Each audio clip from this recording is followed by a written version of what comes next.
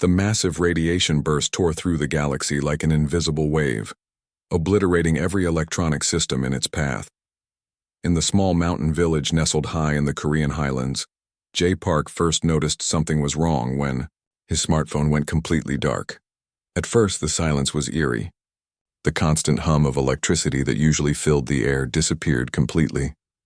Jay looked around the mountain community, watching as people emerged from their homes, confusion etched across their faces. Solar panels died, cars stopped working, and every piece of modern technology became nothing more than useless metal and plastic. Hyun Kim, the village elder, was the first to take action.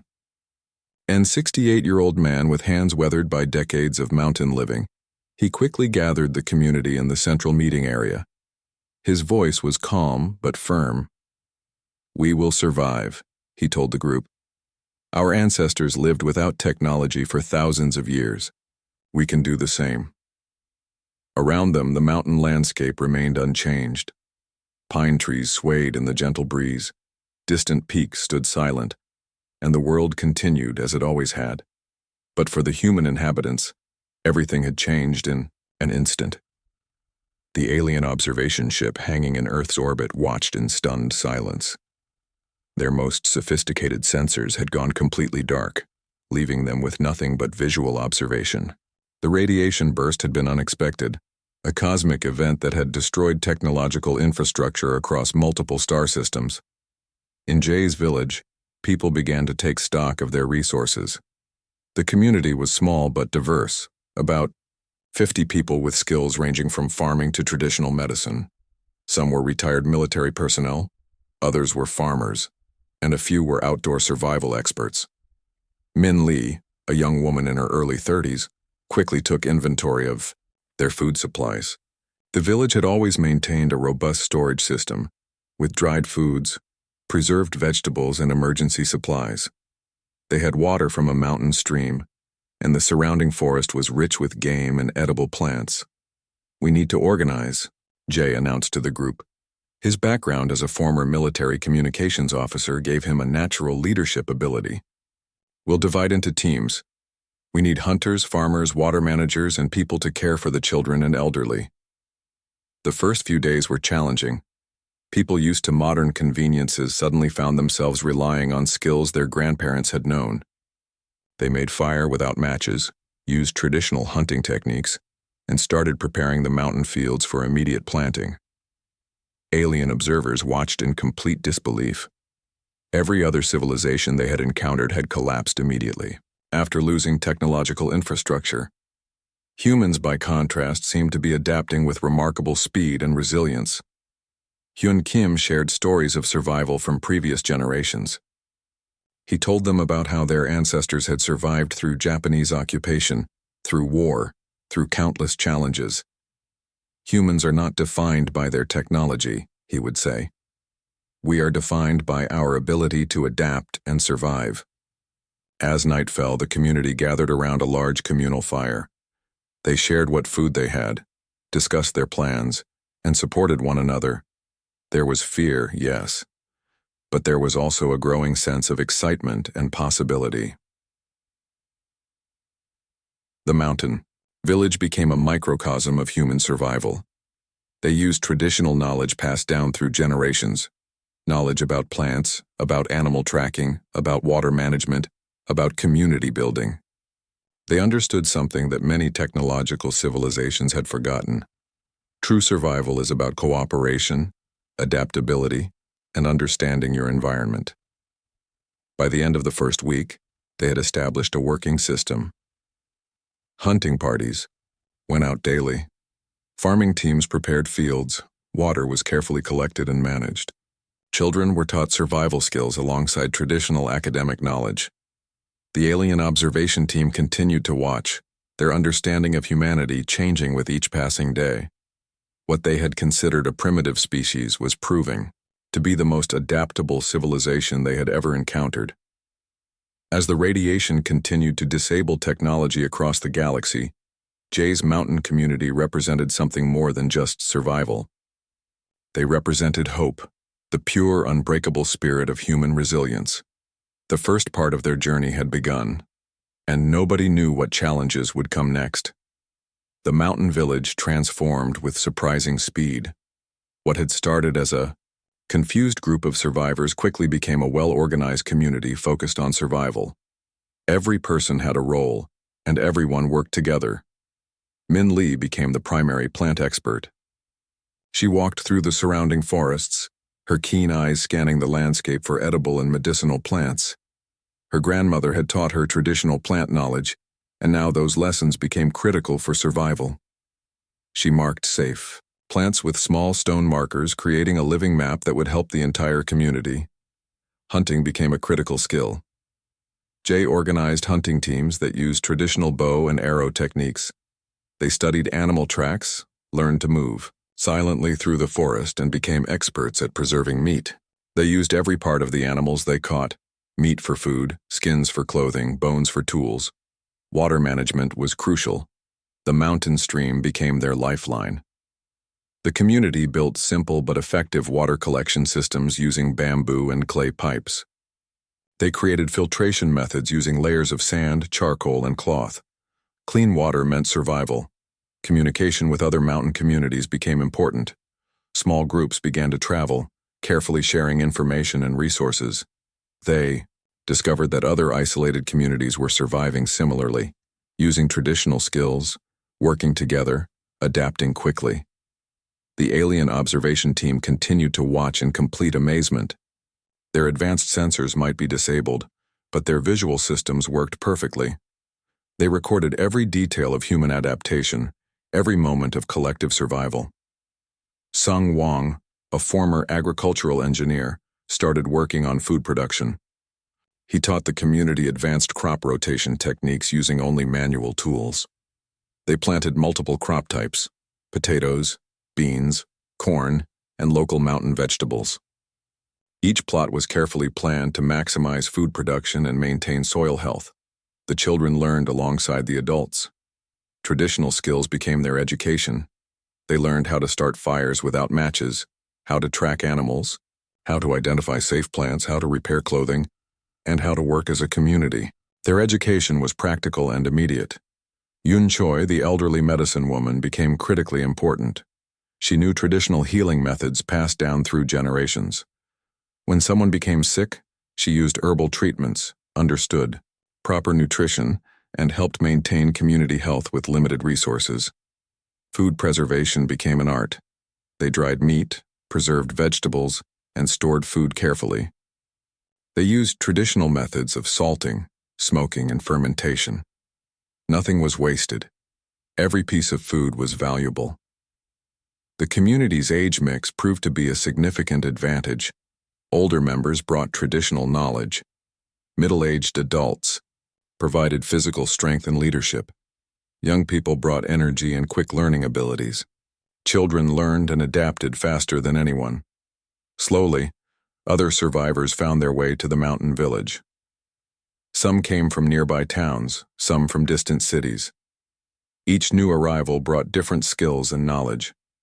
The community grew, but maintained its core principles of cooperation and shared survival.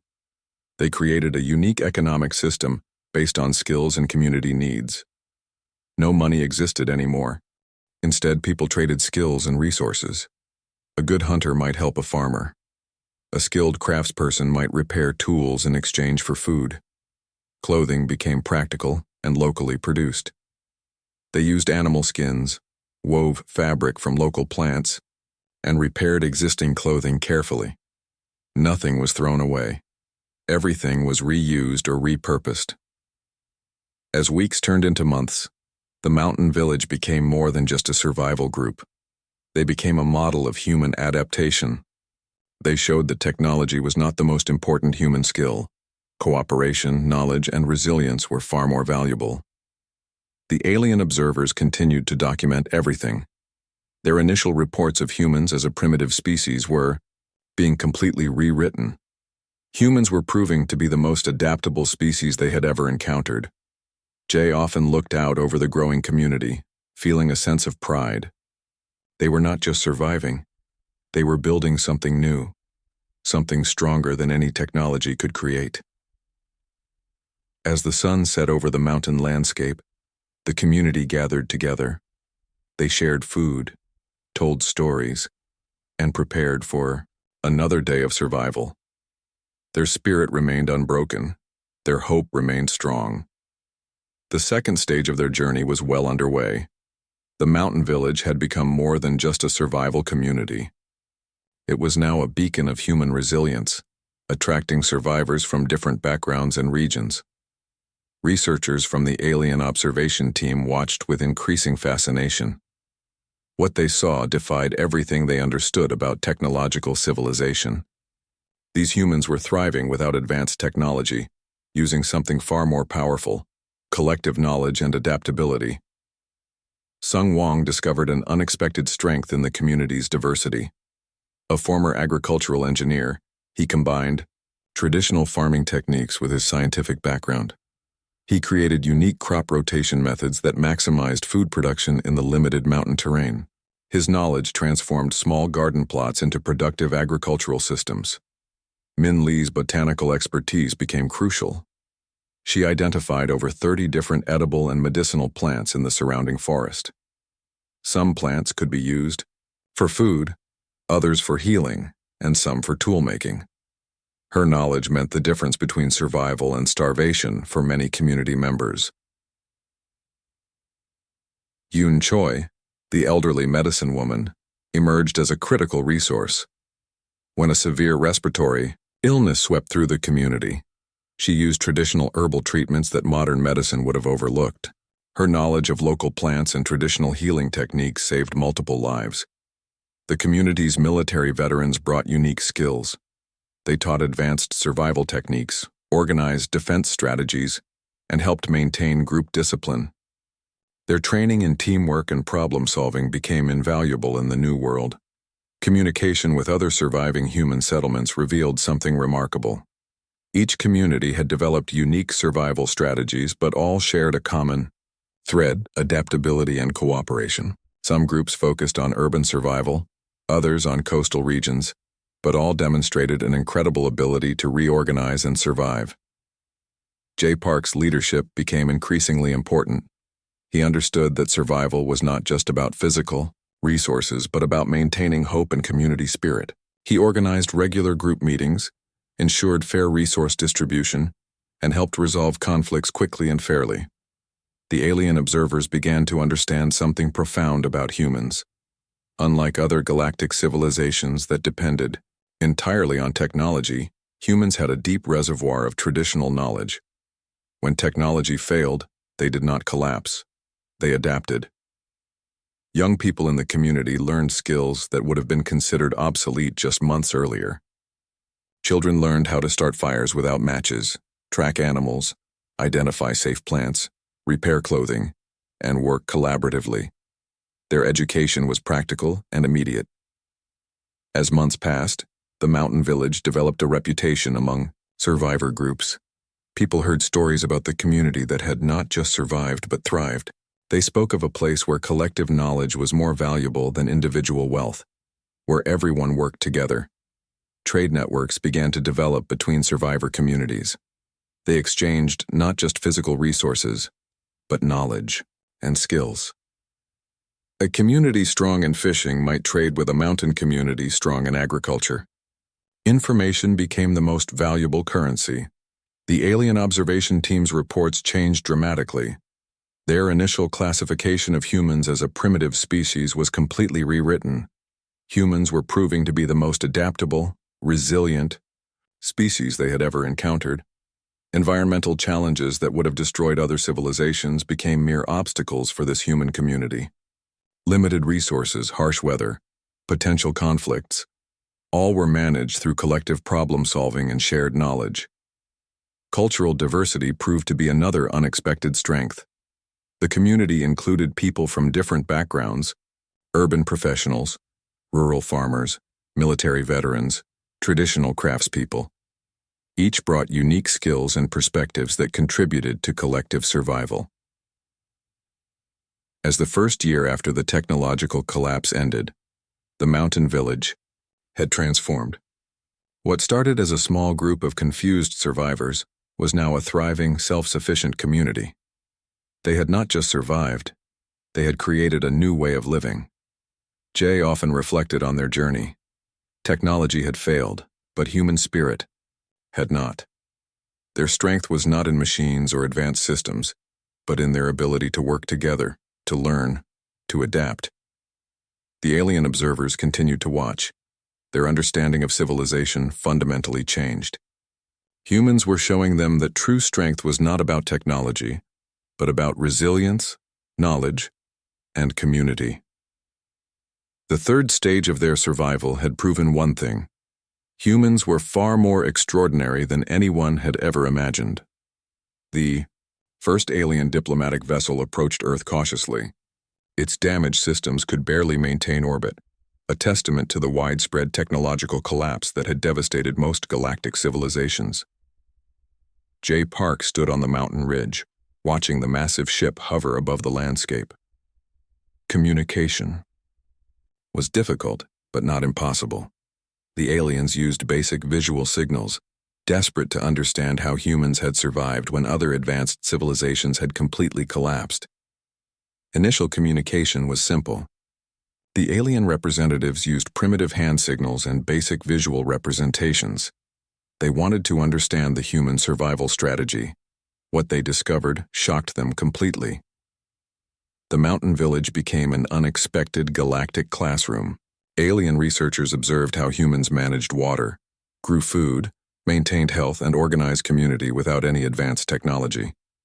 Each observation challenged everything they knew about civilization survival. Min Lee demonstrated plant identification techniques that left alien researchers speechless. She showed how a single plant could provide food, medicine, and tool-making materials. The aliens realized that human knowledge was far more complex than their technological databases had suggested. Sung Wong explained agricultural techniques that seemed impossibly efficient. Using nothing more than manual tools and traditional knowledge, he could produce more food from a small plot of land than most alien civilizations could with advanced agricultural machines. The alien diplomatic team discovered something truly unexpected. Human survival was not about individual strength, but about collective knowledge and cooperation. Each community member played a critical role. Age was not a limitation, but an asset. Elderly members carried knowledge, young members carried energy.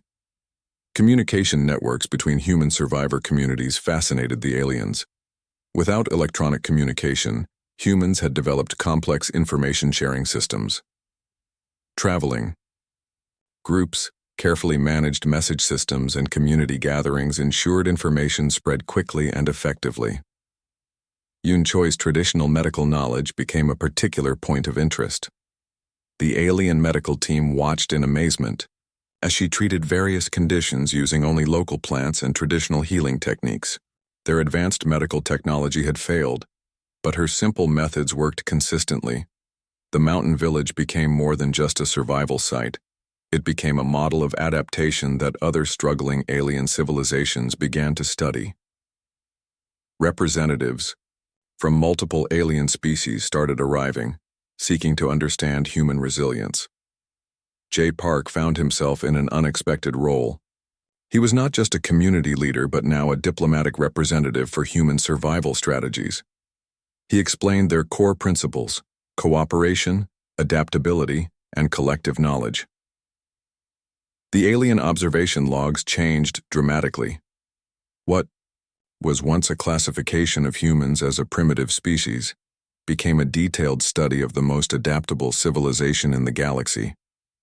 Humans had not just survived, they had demonstrated a survival strategy that transcended technological dependency. Trade, negotiations began, but not in the traditional sense. Alien civilizations wanted to learn human survival techniques. They offered resources, information, and assistance in exchange for knowledge about community organization, food production, and resource management. Young human community members became unexpected teachers. They demonstrated skills that seemed simple to them, but were revolutionary to technologically dependent alien species. Fire-making, water collection, crop rotation, and community organization became valuable galactic knowledge. The mountain landscape, once seen as a challenging environment, was now viewed as a perfect survival training ground. The aliens realized that humans had been adapting to challenging environments for thousands of years. Their survival skills were not new, they were ancient and proven. As more alien civilizations approached Earth, they discovered multiple human survivor communities, each with unique adaptation strategies. Some were coastal, some were urban, some were in mountains like Jay's community. But all shared core principles of cooperation and knowledge preservation. The galactic understanding of civilization was fundamentally changing. Technology was no longer seen as the primary measure of advancement. Adaptability, collective knowledge, and community strength became the new metrics of civilization success. Jay often looked at the alien researchers with a quiet smile. They had come expecting to find a primitive species. Instead, they discovered something far more powerful: the true potential of human survival. The fourth stage of their journey had transformed from mere survival to becoming teachers of a new galactic understanding. Humans were no longer just survivors. They were becoming something much more significant. 2 years had passed since the great technological collapse. The mountain village had become more than a survival community. It was now a symbol of human resilience that echoed across the galaxy. Alien civilizations looked to Earth not with pity, but with respect. The mountain community led by Jay Park had become a living blueprint for reconstruction. What started as a small group of survivors was now a thriving settlement that attracted researchers, survivors, and hope seekers from across the planet, and beyond. Minli's agricultural innovations had transformed the mountain landscape. What was once a challenging terrain now produced enough food to support not just the local community, but surrounding areas. Her work combined traditional farming techniques with careful scientific observation, creating a sustainable food production system that amazed alien researchers. Jay Park stood at the center of this new world, not as a traditional leader, but as a guide. He understood that survival was about more than just staying alive. It was about creating a better future. The community had developed a unique social structure that valued every individual's contribution, regardless of age or background. The alien diplomatic vessel that once observed them now served as a communication hub. Representatives from multiple star systems came to learn, to understand, and to rebuild. Human survival strategies became the most sought-after knowledge in the galaxy. Sung Wong had developed agricultural training programs that were now being adopted by alien civilizations. His methods showed how to produce food with minimal technology, using nothing more than human knowledge and careful observation of the environment. What was once considered primitive was now viewed as advanced wisdom. Children in the community learned skills that bridged traditional knowledge and new possibilities. They were fluent in survival techniques, understood multiple alien communication methods, and carried the hope of a new civilization. Education was no longer about memorizing facts, but about adaptability and collective problem-solving. Yun Choi's medical knowledge had become a bridge between traditional healing and advanced medical understanding. Alien medical researchers studied her techniques, discovering that human traditional medicine held solutions to problems their advanced technologies could not solve. The community had become a melting pot of human and alien knowledge. Trade was no longer about resources or technology, but about sharing knowledge and understanding. Alien civilizations brought unique perspectives, while humans shared their incredible adaptability. Communication networks had evolved.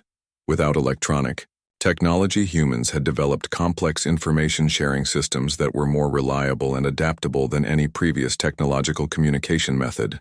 Traveling groups, carefully managed message systems, and community gatherings ensured information spread quickly and effectively. Jay often reflected on their journey. The technological collapse that seemed like a disaster had become an opportunity. Humans had rediscovered their true strength, not in machines but in collective knowledge, adaptability, and community spirit. The alien observation team's final report was revolutionary. Humans were no longer classified as a primitive species, but as the most adaptable civilization in the known galaxy. Their ability to survive, to learn, to rebuild, had changed everything. New communities began to form, inspired by the mountain village's success. Some were entirely human, some were mixed, human-alien settlements. Each carried the core principles of cooperation, knowledge preservation, and collective survival. As the second year ended, the mountain community celebrated. They were no longer just survivors. They were builders of a new kind of civilization. A civilization not dependent on technology, but on human potential. The children played in fields that were now productive farmland. Alien and human children learned together, their differences becoming strengths rather than barriers. The sound of multiple languages mixed with laughter, a testament to the new world they were creating. Jay looked out over the landscape, seeing not just a mountain village, but a beacon of hope. The technological collapse had not destroyed humanity. It had revealed humanity's true potential. The alien diplomatic representative approached Jay, using a mixture of hand signals and simple language. "You have shown us," he said, "what true civilization means." Jay smiled. The journey had been long and challenging, but they had not just survived. They had discovered something much more important, the unbreakable spirit of human adaptation.